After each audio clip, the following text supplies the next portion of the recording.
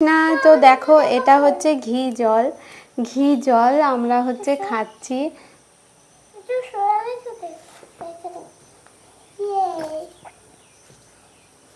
দেখো ঘি জল মানে হালকা, মানে খুব সামান্য গরম, মানে 1 2 3 এরকম 10 গুনবেন, এরকম করে যে গরমটা হবে সেই গরমটা মানে অনেকটা ঠান্ডাই, জাস্ট নর্মাল তার থেকে 10 গুণে যতটা গরম হয়।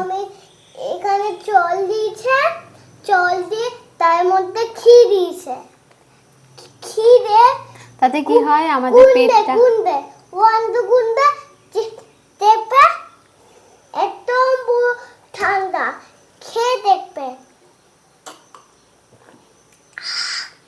এটা আমার গাছ কিন্তু, ঠিক আছে?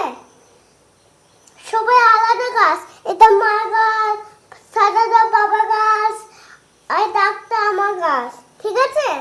সবাই ঝামেলা করবে না গাছ নিয়ে, ঠিক আছে?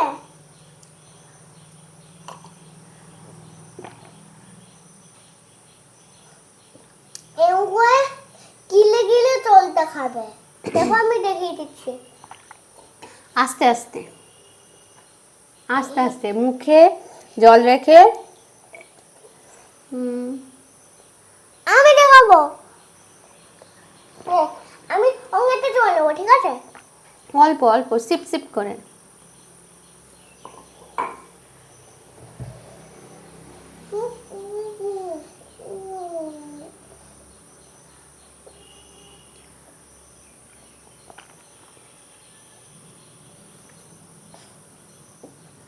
তারপর গিলবে, ঠিক আছে? এখন সিপ পিস করে খাবে না, আগে বিষটা মুখে চলে যাবে করবে, ঠিক আছে?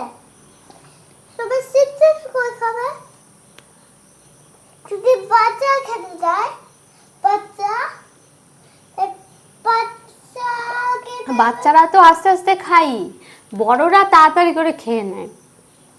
বড়দেরকেই বলা উচিত যে বাচ্চাদের মতো আস্তে আস্তে মুখে কুলকুচি করে এদিক ওদিক এদিক ওদিক নিয়ে জল খাবে। আমাদের জলের মধ্যে দিয়ে যে সালাইভা মুখের যেটা যায় লালাটা, ওটা আমাদের জলকেও হজম করতে সাহায্য করে। এইটা অনেক ভালো, মানে আমাদের মুখের যে সালাইভা আছে, যে লালাটা আছে, এটা হজম করতে আমাদের সাহায্য করে। ও আচ্ছা, দেখানো যাবে না।